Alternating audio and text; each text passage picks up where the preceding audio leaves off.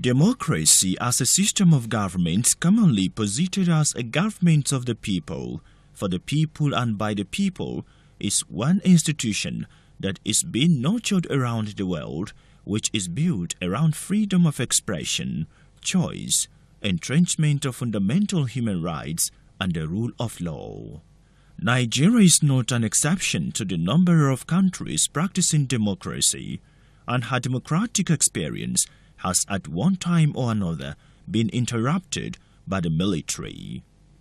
This is why it has become thoughtful to celebrate the return of democracy, which implies celebrating leadership based on the will of the people. Barely 2 decades now since the return of democracy in Nigeria in 1999, after long years of military rule, the country has remained committed to the ideals of democracy.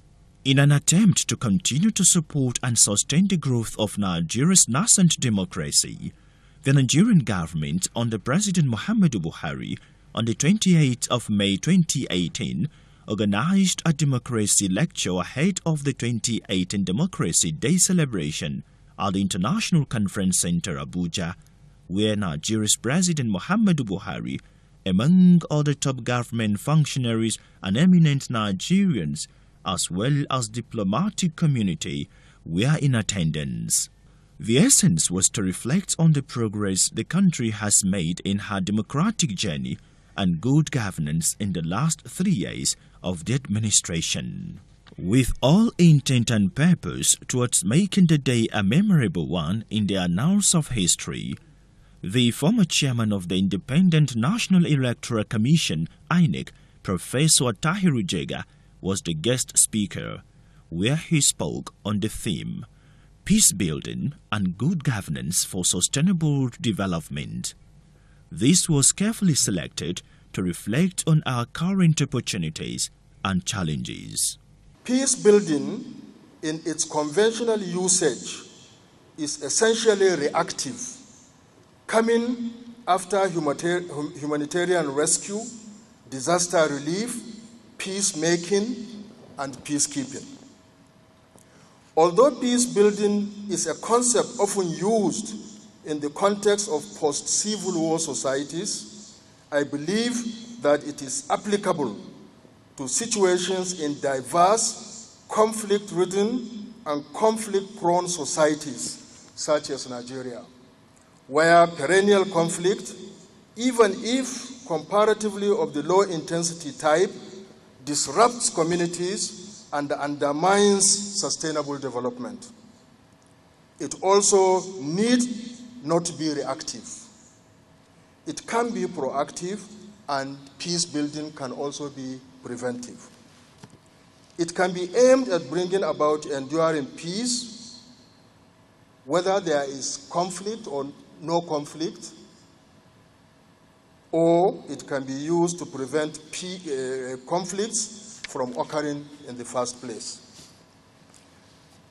Some scholars associated with the United Nations have estimated that globally, more than 1.4 billion people, including half of the world's extremely poor people, live in fragile and conflict-affected settings, with about 244 million on the move in migration or immigration, and 65 million of whom are being forcibly displaced by civil wars or civil strife.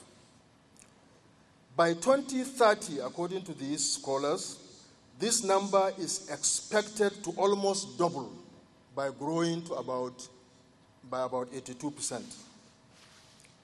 Most of these conflicts that cause these disruptions are caused essentially by civil wars and other civil strife. President Muhammadu Buhari, in his address on the occasion, expressed happiness to be part of the epoch event intended to shape the democratic process in the country. He said, a government elected by the people must continually be in touch with the aspirations of the people and work for their highest possible good. The security in the country today has considerably improved against the background of what we met in May 2015. Incidences of bombings in towns and villages have been drastically curtailed. Series of plots have been averted and stopped, and culprits arrested through the vigilance, patriotism, and professionalism of our security agencies. The entire country has been freed from occupation of any of its parts by insurgents.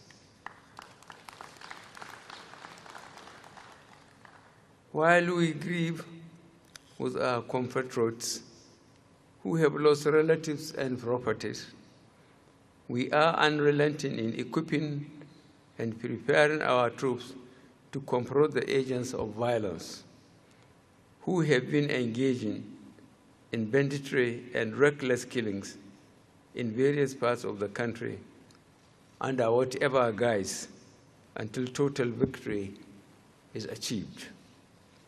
Again, it is pertinent to note that insurgency and terrorism are worldwide phenomena affecting even the best policed nations.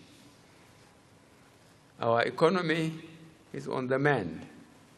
We have achieved a good number of our set objectives, notably increased food production and food security, increased economic diversification into sectors that were hitherto neglected or underexplored.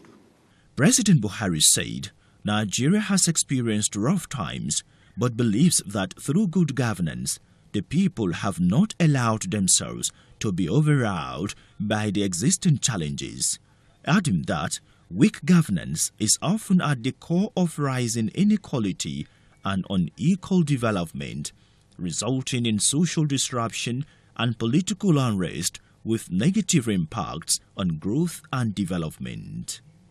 And unequal development resulting in social disruption and political unrest with negative impacts on growth and development.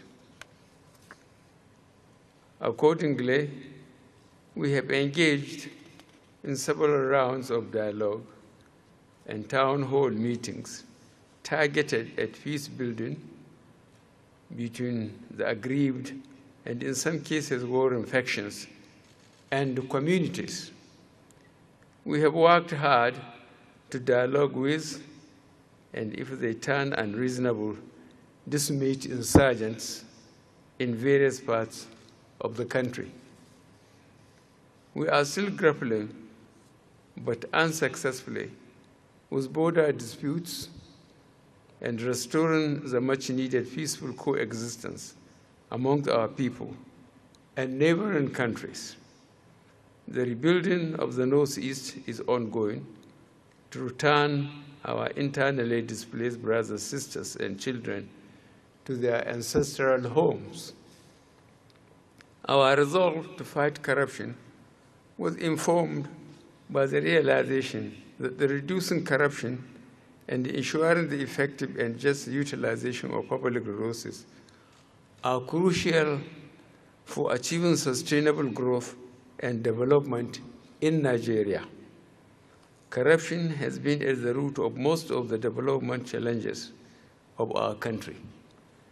There can be no progress in any facet of our national life unless we tackle and curb corruption.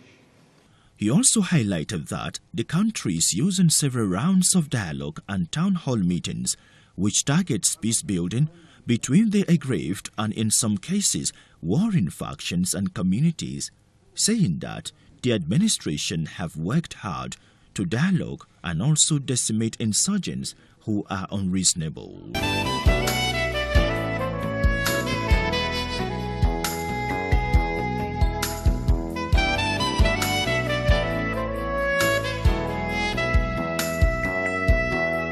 I think Ndphc was set up in 2005 as a special purpose vehicle company for the implementation of the National Integrated Power Project.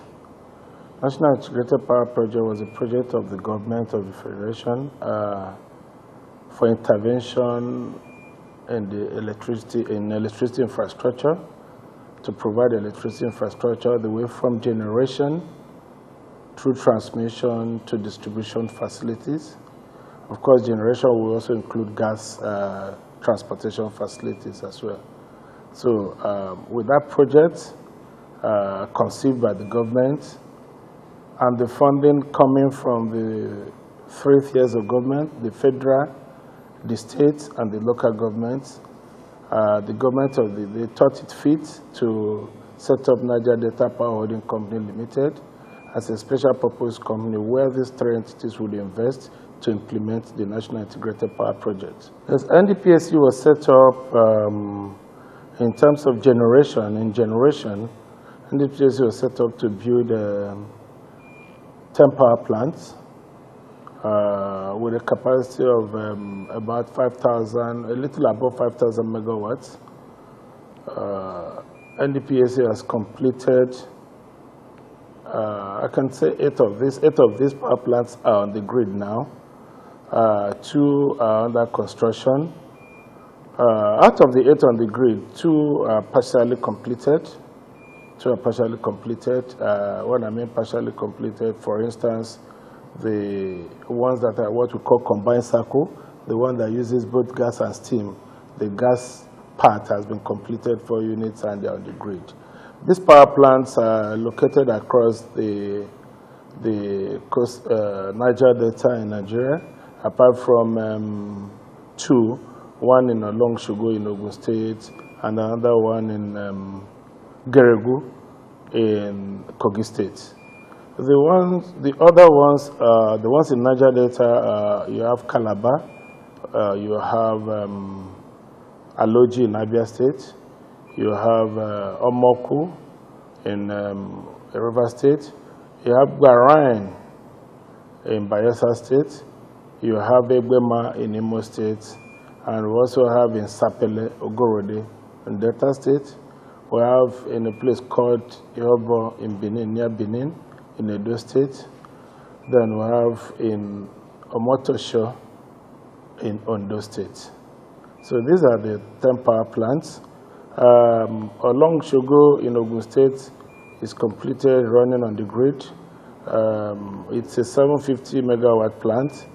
The gas units, we have 4 gas units of 450 megawatts. That's, when I say 450, I mean at site condition. We have, then the rest is steam, run on steam. So it's a combined cycle power plant.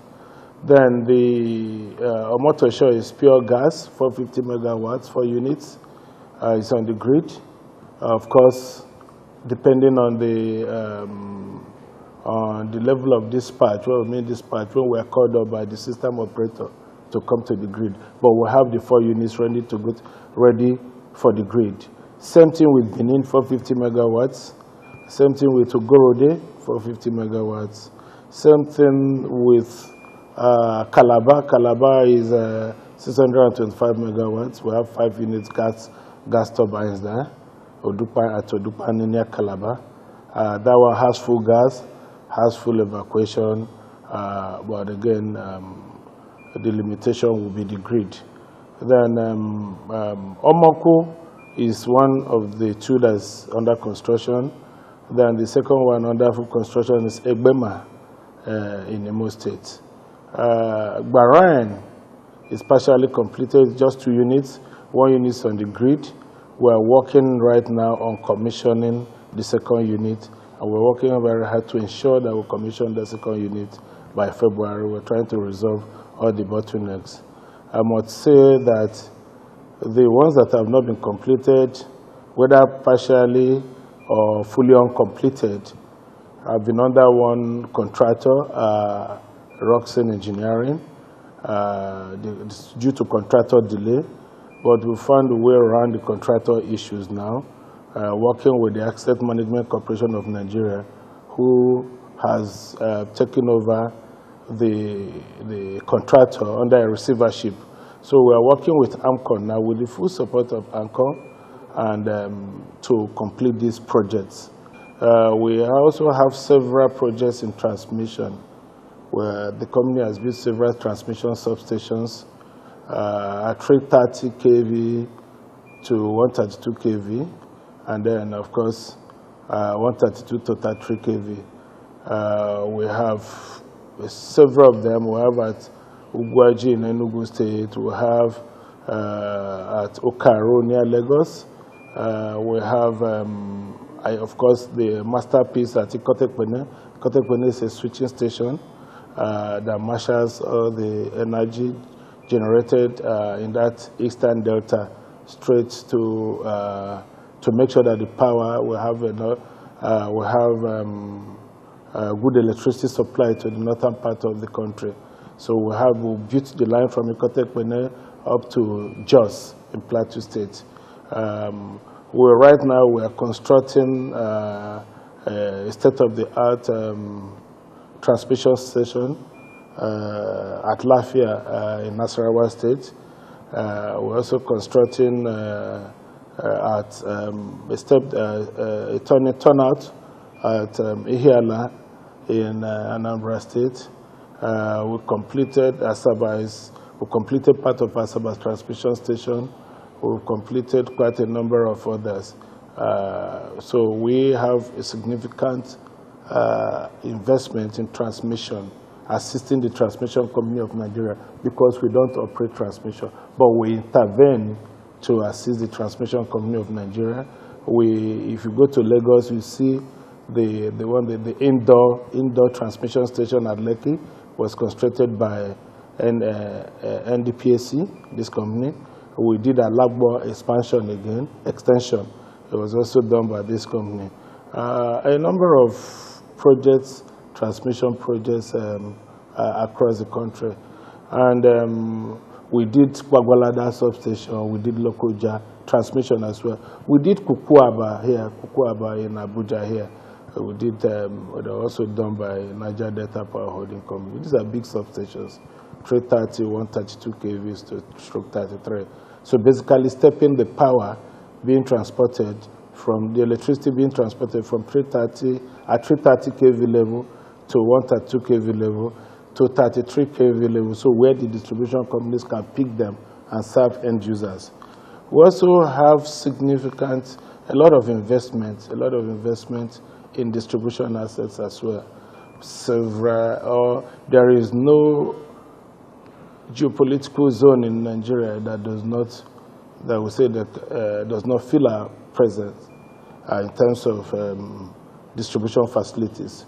We have projects in all across the country, some injection substations at 33 kV level, stepping down to 11 kV level, so we can serve homes and commercial customers as well as industrial customers. We have, of course, industrial customers. Some of them are served at a 3 kV direct, and some of them could be served at 132 kV at the transmission level. We have several kilometers of transmission lines. We have several kilometers of distribution lines at 33 kV, at 11 kV. We have all this, and then of course, transmission lines at 330 kV, at 132 kV. So we have significant investments in these areas. So there's a lot we are doing. We have, for our generation plans, we also made significant investments in gas infrastructure, either in gas pipeline or mainly in gas pipelines, either directly to the gas facilities or tie into existing gas delivery network. So we have a lot of investment across the value chain. We play from gas infrastructure up to distribution to end users. Challenges, of course, our major challenge is funding challenge. Not because the government has not adequately funded Ndphc. Now, far from that, There was sufficient budget at the beginning, but as you would expect, in the last 10 years, the budget has been spent on projects. And that's the only budget money we receive from budget. Since our generation plants were completed, we've been relying on what we receive from the market, that's the electricity market. So we generate, put on the grid. So whatever we receive, we put back into the electricity supply industry. We put back in building transmission projects. We put back in building distribution projects. We also, of course, these are in addition to the cost, the expenses in operation and maintenance of the power plants. So you can see, and we don't get enough from the market. We don't get enough. But I want to thank the government of President Buhari for being extremely responsive, because were it not for the decisions taken by this administration, the generation companies in Nigeria would have folded up by now.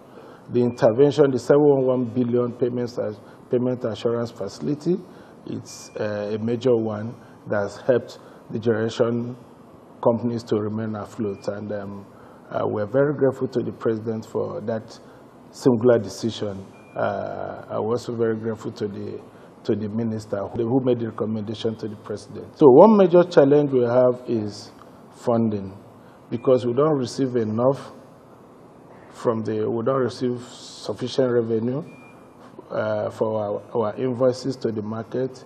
It hampers our operations. Then, of course, we have issues around vandalization of our assets, especially transmission lines. We have issues around community issues, communities that have been paid what we call the way leave. You see them coming back again and again and again. Even to pay this way leave, they know you've acquired a line to build an infrastructure project, to build a transmission infrastructure project from one family. By the time you come back, you are building the project, another family has gone there to build, to start erecting property, and they will insist you have to pay them compensation again to, before you can pass. So you find you are left with a situation where you are being made to pay twice for the same property, and if you refuse to pay, it becomes a community issue. So we have a myriad of community issues we are trying to resolve with respect to this way leave compensation. Well, we are working on them. We made a lot of cases in court with injunctions. With the assistance of the minister under this administration, we were able to resolve most of those issues, and we were able to build the transmission lines and complete the transmission lines. So, but the challenges still remain. But we are working. As we meet them, we tackle them. We also have the problem of the way the grid is dispatched. So when I talked about the revenue from the market, of course I'm talking about revenue from distribution companies. Whatever their reasons are, the fact is that we at the generation end do not receive sufficient fund to run our businesses. We do not receive sufficient, but based on our invoices. At Niger Delta Power Holding Company Limited, at every given point in time, we will have at least 2,700 megawatts ready to go. Ready to go, but unfortunately, these units, this generation, this capacity cannot be deployed to serve Nigerians because of what we call low demand from the distribution companies. And if there is no demand, it becomes very difficult for the transmission company to dispatch us.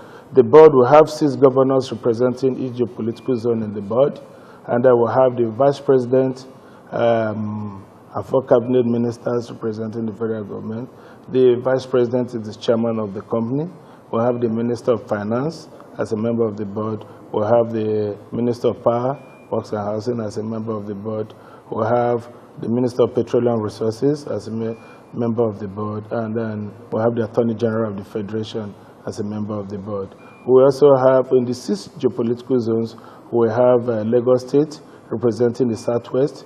We have KB representing the northwest. We have Adamawa representing northeast, and then we have Anambra representing the southeast. Of course, North Central is represented by Plateau State, and South-South is represented by Edo State. And of course, myself and the 2 executive directors here are also members of the board. I, Mr. Chiedu Ubo, the managing director, chief executive of Niger Delta Power Holding Company, I hereby pledge our full support to His Excellency Muhammadu Buhari, the President of the Federal Republic of Nigeria. Please, let's join hands to join the President in his efforts at good governance. Let's join hands to support President Muhammadu Buhari in his effort to restore Nigeria to its pride of place in the international community. Let's join hands to work with President Muhammadu Buhari to ensure that we have adequate infrastructure, especially in electricity, for the growth of Nigeria, for the development of Nigeria. Thank you very much.